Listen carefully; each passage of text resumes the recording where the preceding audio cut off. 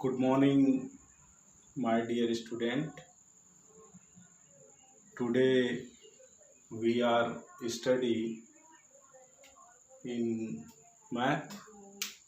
The lesson is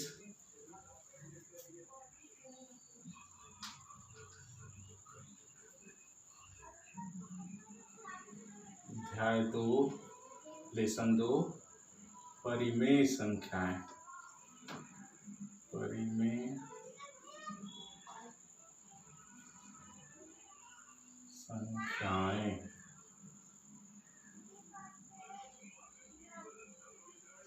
English में कहते हैं इसको रेशनल नंबर। रेशनल नंबर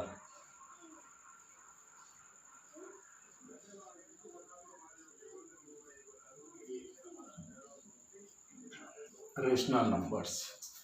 तो ये रेशनल नंबर क्या होता है, परिमेय संख्याएं क्या होती है, हम अभी आपके सामने प्रस्तुत करेंगे। आप सभी ध्यानपूर्वक इसको वीडियो के माध्यम से समझने का प्रयास करेंगे।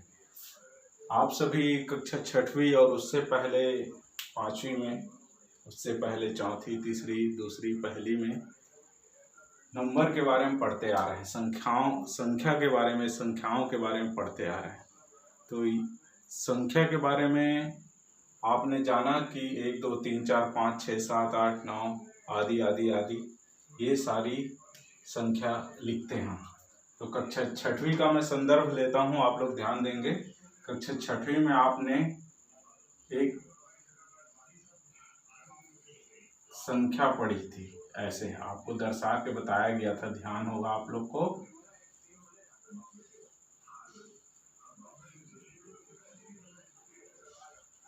ऐसे अर्थात कहने का अर्थ n बराबर सर्पाकार कोष्टक 1 2 3 4 5 आदि आदि आदि आदि और आगे की ओर संख्याएं हैं, और लास्ट में कोष्टक बंद, सर्पाकार कोष्टक बंद। अर्थात n क्या है, n जो है वो नेचुरल नंबर, प्राकृतिक संख्या है। प्राकृतिक संख्या उन संख्याओं को कहते हैं जिसे हम दैनिक जीवन में किसी व्यक्ति से लेन देन का हो, वजन नापने में हो, या अन्य दैनिक जीवन में जैसे कह सकें कि घड़ी का टाइम बताने का हो, तो इन संख्याओं का हम प्रयोग करते हैं। इन संख्याओं में सिर्फ 1 2 3 4 5 6 7 8 9 10 आगे की ओर 11 12 ऐसे करके ढेर सारी संख्या, अंतिम संख्या हम बता नहीं सकते। लेकिन प्रथम संख्या या सबसे छोटी संख्या, प्राकृतिक संख्या, हम 1 को बता सकते हैं, 1।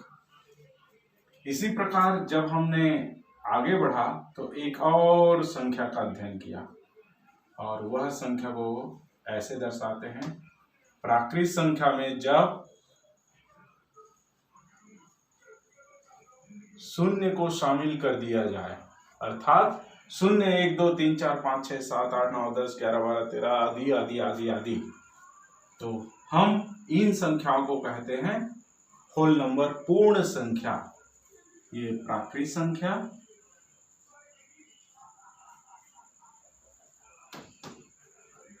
n, और ये कहलाती है पूर्ण संख्या। तो आप सभी इससे परिचित होंगे। 6वीं में आपको परिचय बताया गया था और इसको समझाया गया था। मैं पुनः उसी का रिवीजन कर रहा हूँ। इससे पहले का पाठ पुनरावृत्ति का है। अध्याय 1 जो है पुनरावृत्ति का मतलब आपने पिछली कक्षाओं में जो भी अध्ययन संख्या के बारे में किया है ये बताया गया है, और गणित के बारे में जो भी अध्ययन किया है, जोड़ना, घटाना, गुणा, भाग, छोटा बड़ा, अवरोही क्रम, छोटा बड़ी संख्या, छोटी संख्या, ये सारे बहुत सारी चीज दी गई है। तो मैं अध्याय 1 को छोड़कर अध्याय 2 में सीधे आया हूँ, क्योंकि यहाँ से आपका सिलेबस गणित का शुरू हो रहा है, तो आप ध्यान देंगे। आगे बढ़ते हैं। तो प्राकृतिक संख्या को n से दर्शाते हैं, चूंकि प्राकृतिक संख्या इंग्लिश में नेचुरल नंबर कहते हैं, n से शुरू होता है इसलिए n से दर्शाते हैं। पूर्णांक संख्या को होल नंबर कहते हैं, W से शुरू होता है इसलिए कैपिटल W दर्शाते हैं। और इसके आगे जब हम बढ़ते हैं तो एक I कैपिटल आई, यह कहलाती है इंटीजर या पूर्णांक।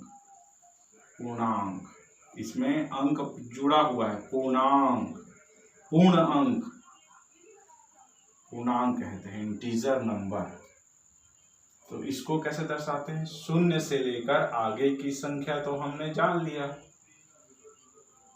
शून्य से लेकर आगे की संख्या तो हमने जान लिया, शून्य से पहले क्या अंक आएगा ये जानना जरूरी है। तो इन संख्याओं को हम ऋणात्मक संख्या के रूप में लिखते चलते हैं, लिखते जाते हैं ऐसे इधर आगे की ओर। तो ऋण 1, ऋण 2, ऋण 3, ऋण 4, ऋण 5, ऋण 6, ऋण 7 आगे की ओर, और इधर शून्य से 1, 2, 3, 4, 5, 6, 7, 8 आगे की ओर,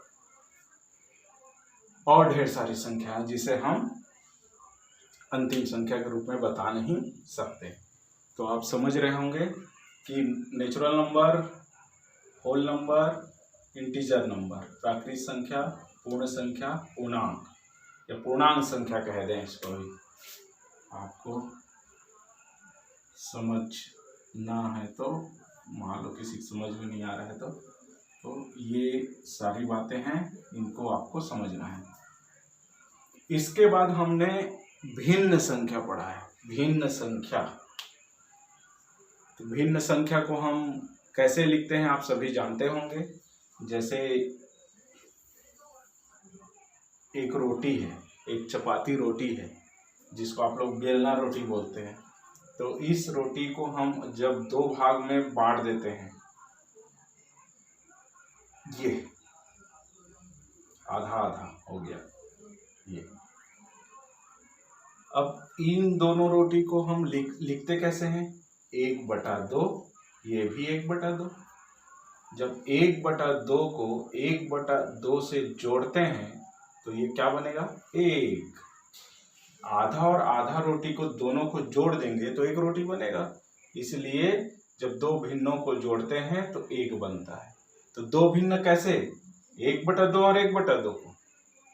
इसी प्रकार और एग्जाम्पल ले सकते हैं ऐसे।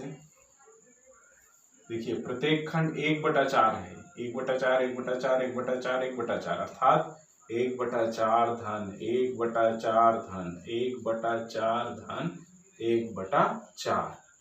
चौथा हिस्सा को, 1/4 हिस्से को सबको जोड़ेंगे तो एक रोटी प्राप्त होगा, पूरा रोटी बन जाएगा। तो ये सब भिन्न के बारे में आपने 6वीं में अध्ययन किया है।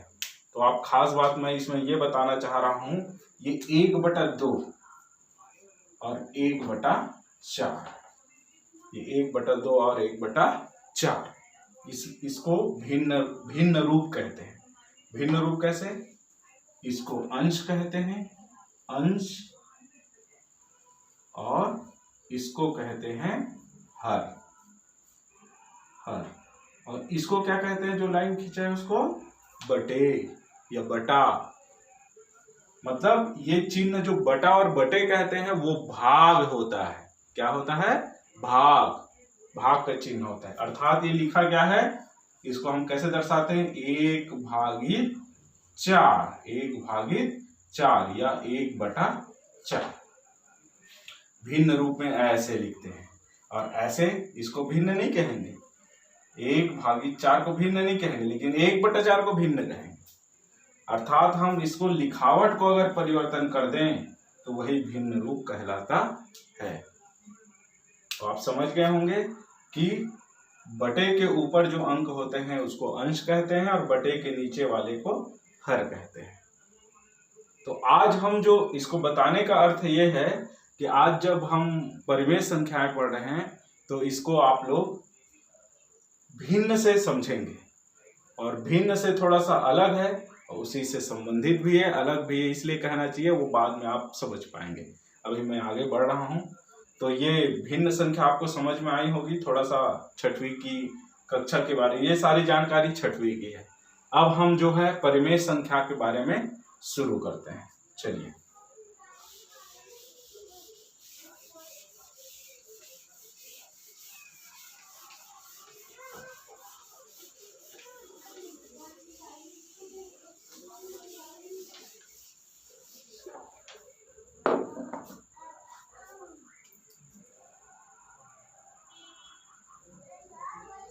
चलिए, भिन्न संख्या हमने कहा था कि 1/4, 1/2, 2/6, कुछ भी ऐसा दर्शा सकते हैं। 1/2, 3/4, 1/4, 5/7 आदि आदि आदि, ये सारी भिन्न संख्या है, भिन्न संख्या कहते हैं। चूंकि हम पूर्णांक संख्या के बारे में पढ़ा है, पूर्णांक संख्या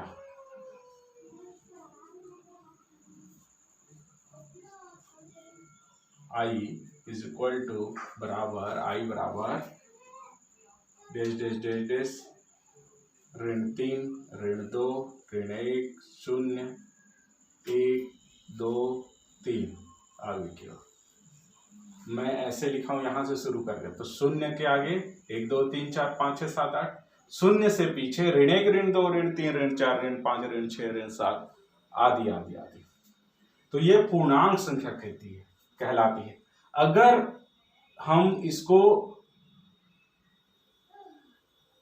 देखते हैं तो हम ये पाते हैं कि ये एक ही अंक दिख रहा है, ये अकेला है, ऋण 3, ऋण 2, ऋण 1, 0, 1 2 3। अगर इसमें एक बटा लगा दूं मैं ऐसे ऐसे ऐसे ऐसे ऐसे ऐसे ऐसे, तो ऋण 3 बटा क्या है? क्या है मतलब कोई अंक तो होगा ही, कैसे खाली तो हो नहीं सकता। तो ऋण 3 का अर्थ होता है इसके हर में कुछ नहीं है, अर्थात 1 है।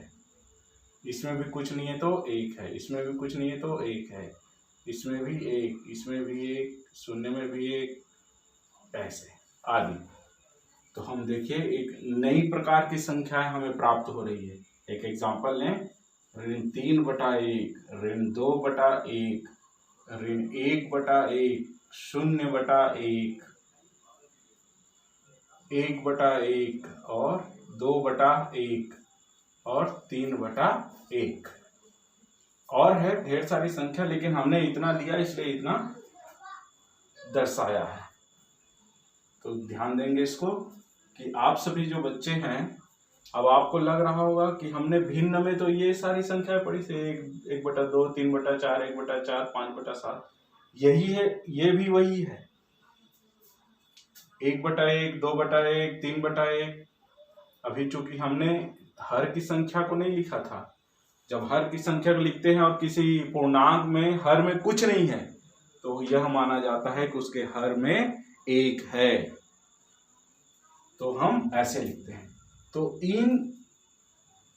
ये भिन्न संख्या हुई, और ये संख्याएं जो है परिमेय संख्या कहलाती है। ये क्यों कहलाती परिमेय संख्या, इसको जान लें। चूंकि भिन्न संख्याएं हमेशा क्या होती है, धनात्मक। देखिए धनात्मक कहने का अर्थ इसके आगे कुछ चिन्ह नहीं है, यहाँ देखिए यहाँ कुछ चिन्ह नहीं है, यहाँ पर कुछ चिन्ह नहीं है, मतलब क्या चिन्ह है, धन धन और धन, अर्थात ये धनात्मक संख्या है। और ये ऋणात्मक, ऋण चिन्ह तो दिख रहा है, अर्थात आप कह सकते हैं कि ऋणात्मक संख्याएं हैं और ये धनात्मक संख्याएं हैं। आपको समझ में आ रहा होगा, भिन्न संख्या में ऋणात्मक संख्या नहीं होती है, भिन्न में ऋणात्मक संख्याएं नहीं होती है। जब भिन्न में ऋणात्मक संख्या को शामिल कर दिया जाता है और शून्य को शामिल कर दिया जाता है तो ऐसे भिन्नों को, पूरा ये सब भिन्नों को कहते हैं अपन परिमेय संख्या। क्या संख्या, परिमेय संख्या कहते हैं।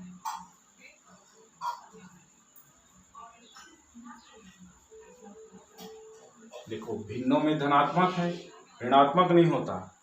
जब भिन्नों में ऋणात्मक संख्याएं जो अंश बटा हर के रूप में लिख दें, शामिल कर दें और शून्य को भी शामिल कर दें, तो हम ऐसी संख्याओं को कहते हैं परिमेय संख्या।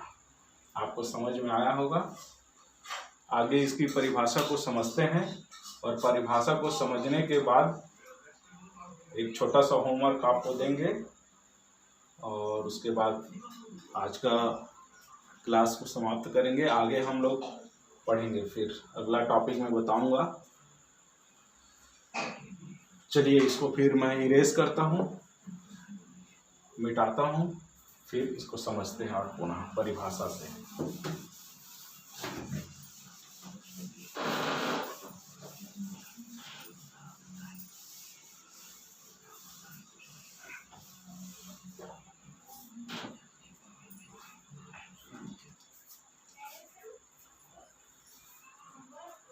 तो परिमेय संख्याएं, परिमेय संख्या की परिभाषा पहले समझें।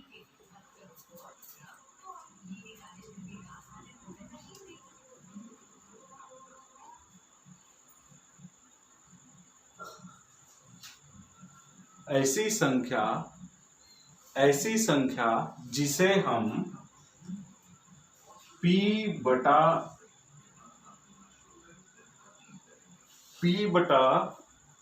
Q के रूप में, ऐसी संख्या जिसे हम P बटा Q के रूप में लिख सकते हैं। P बटा Q के रूप में लिख सकते हैं। तो P बटा Q के रूप में हम कहने का अर्थ है कि अंश बटा हर के रूप में लिख सकते हैं। अंश बटा हर के रूप में लिख सकते हैं, जहां अंश है P और हर है Q, अर्थात वह संख्या जिसे हम P बटा Q के रूप में लिख सकते हैं।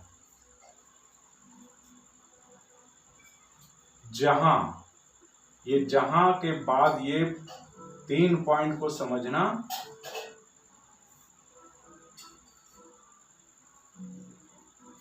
दो पॉइंट को समझना बहुत जरूरी है। जहां P और Q पूर्णांक है, P और Q क्या है? पूर्णांक, और Q जो है कभी बराबर 0 के नहीं होगा।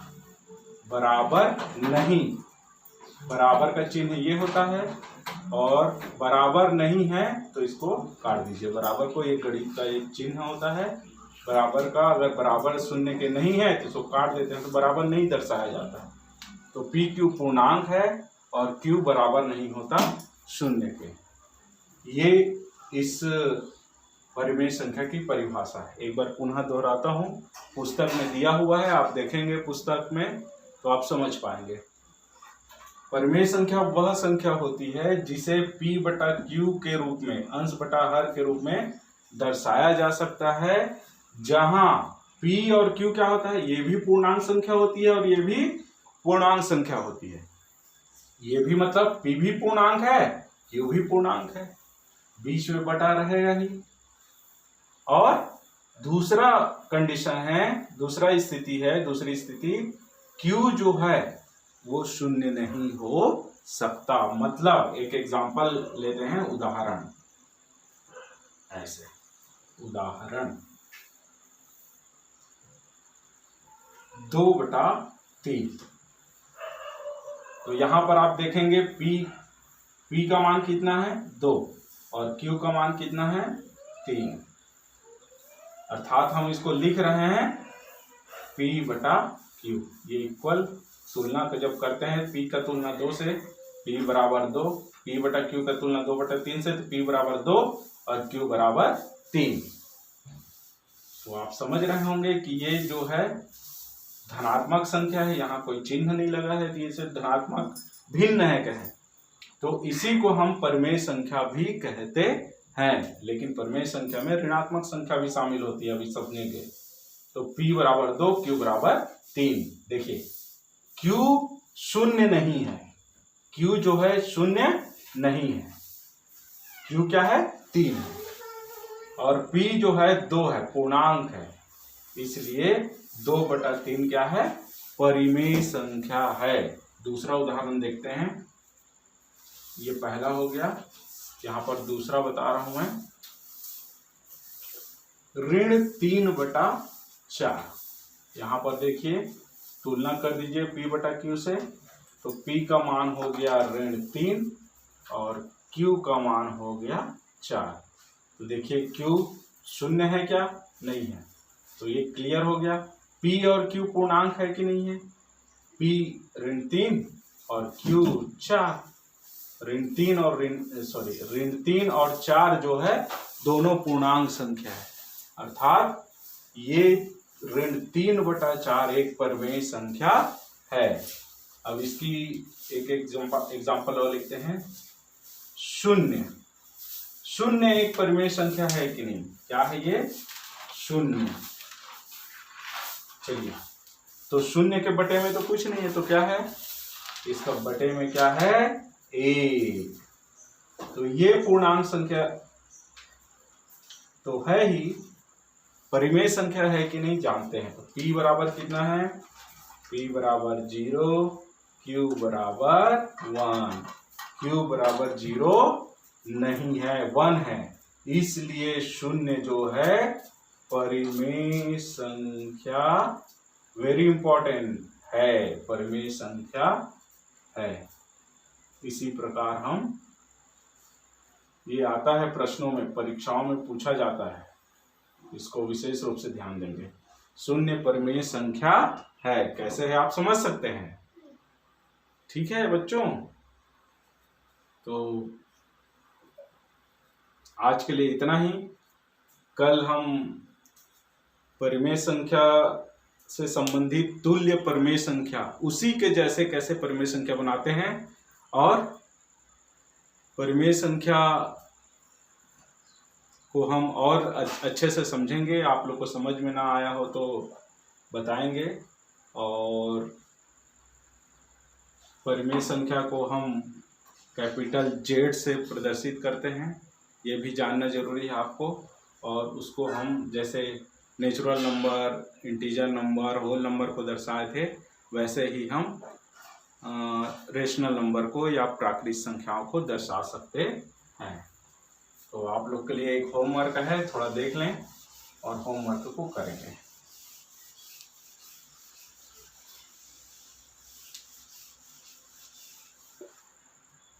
HW, सब HW से परिचित हैं। HW मीन्स होम वर्क, गृह कार्य। आप चूंकि आप कोरोना महामारी के कारण अपने गृह में निवास कर रहे हैं, तो आप गृह कार्य जरूर करेंगे।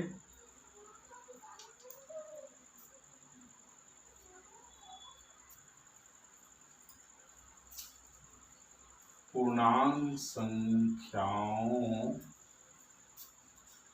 से परिमेय, पूर्णांक संख्याओं से 5 परिमेय संख्या बनाइए।